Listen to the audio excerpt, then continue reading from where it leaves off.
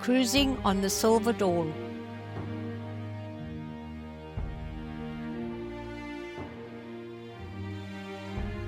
Destination Cobh, Ireland, 10th of June 2025.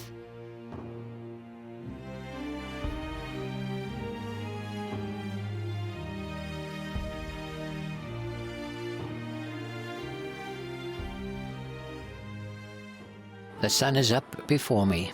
Give me a break. I'm on a cruise. Roche Point Lighthouse.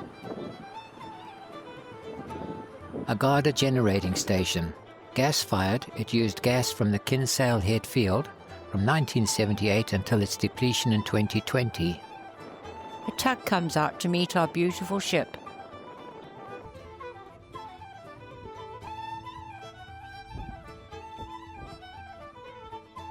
These colourful houses lead the eye towards St Colman's Cathedral in Cobh.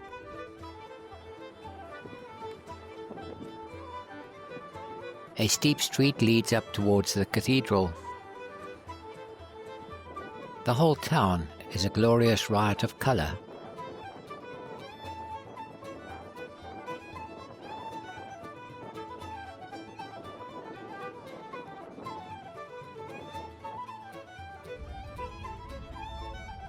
Final turn as the captain gets ready to park the ship. Welcome to the port of Cork and the Cobh Cruise Terminal. With a reminder that this was the last port RMS Titanic sailed from before her fateful collision with an iceberg in 1912. Lots of commercial shipping activity. You might have noticed the buildings in the background. These are on Spike Island, which holds a significant place in Irish history. It has served as a military fortress and a notorious prison. Just around from our berth is the container terminal.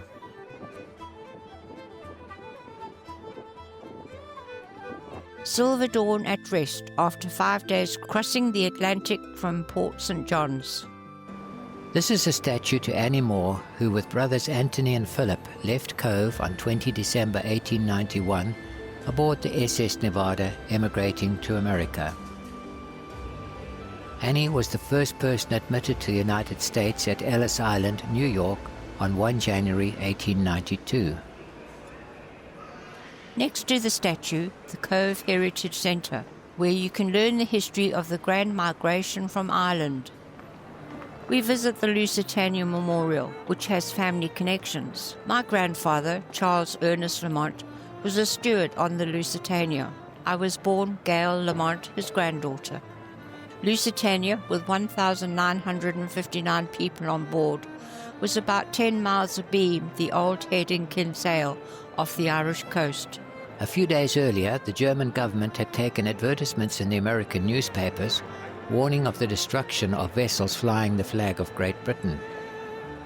7 May 1915, as a consequence of that warning, Lusitania was struck by a torpedo from the German submarine U-20 and sank. A flotilla of rescue boats were launched and 761 people, including my grandfather, were saved. The majority of the passengers who lost their lives were never recovered. The Monument Bar reputedly has no windows for security reasons. On the seafront, the navigator, representing a benevolent guiding force. Cradled in the hands is a paper boat, suggestive, it is said, of the fragile and tenuous nature of our existence. A sextant, a navigator's tool, leans against the rear. Nearby, some of the small original fishing boat harbours. Plenty of references to the Titanic.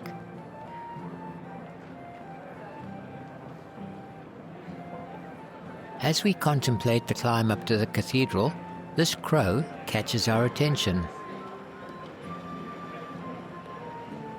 Is it a renovation contractor working hard at his job? Maybe it should do something about this chimney stack, which is in danger of being overgrown. There would be no plants if you tried to plant them here. In the next block along, these colourful buildings. always a cat. What are you doing, human? Starting to climb uphill to the cathedral.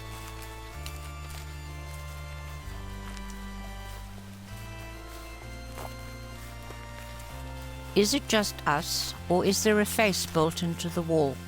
Plenty of climbing to do, and we can't take scooter up those stairs. Holy water is available on tap. St. Coleman's Cathedral, completed in 1919.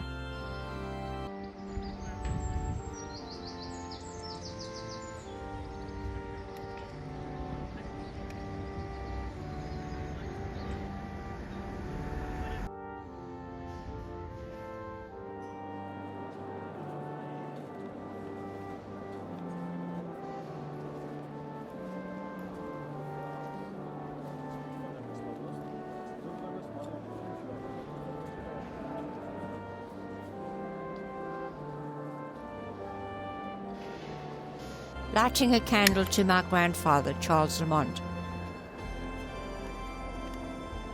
and one for those who perished when the Lusitania was sunk.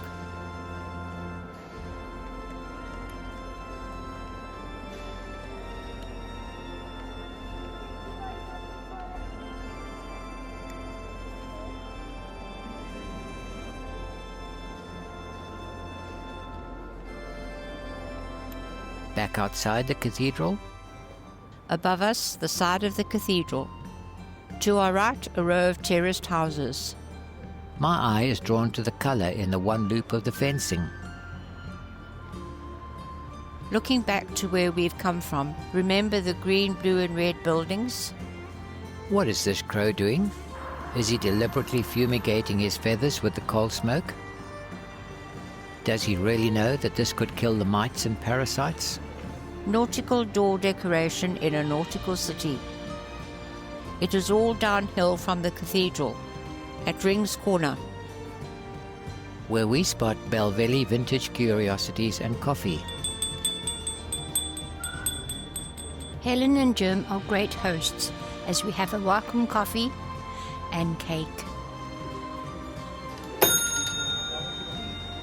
We leave feeling like old friends. Please do pop in on them if you get to Cobh. They are not sponsoring this video in any way. Echoes of History, recording the March of Freedom in 1921. Initials VR for Queen Victoria, so it's been around a fair while. On the port front, the old City Hall, now a Chinese restaurant. Cunard's crest on their original terminal building. The Immaculate Heart of Mary is a shrine erected in 1954 to commemorate the Marian year. We have spent so long in town, I don't have time to climb the stairs. At the top, the church is now a museum. I'm sorry I missed it. Silver Dawn awaits us.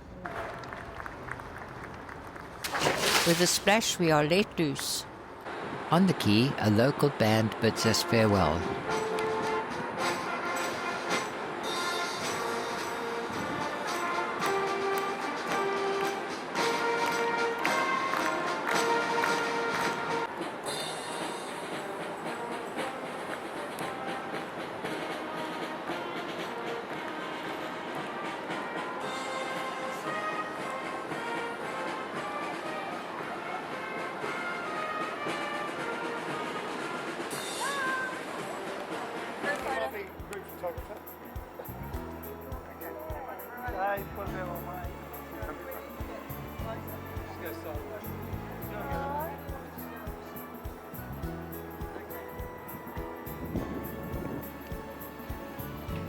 In the harbour, tour boats commute to Spike Island and back.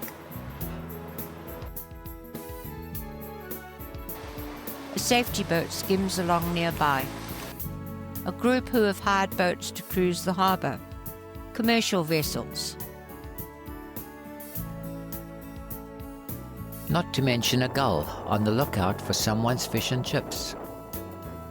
This chimney is all that remains of a coal-fired power station built from 1907.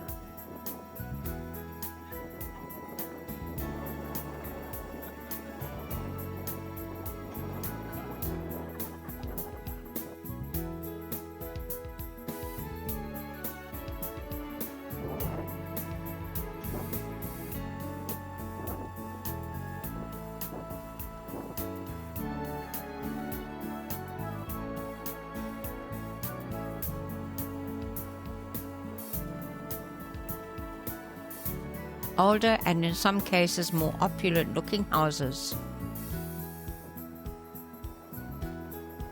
Fort Meagher from the 16th century and reconstructed in the 19th.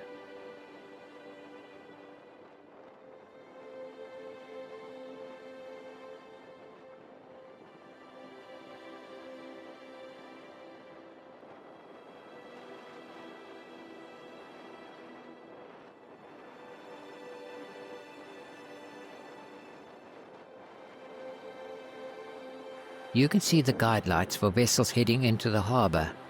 Keep them aligned and everything will be all right.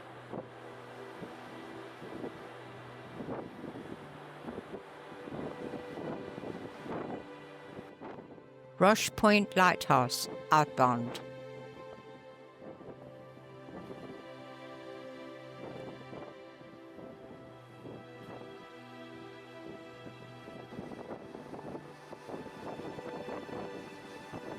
Farewell to the Cobh pilot.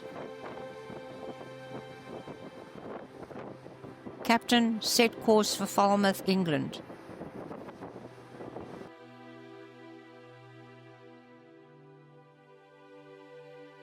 Good night.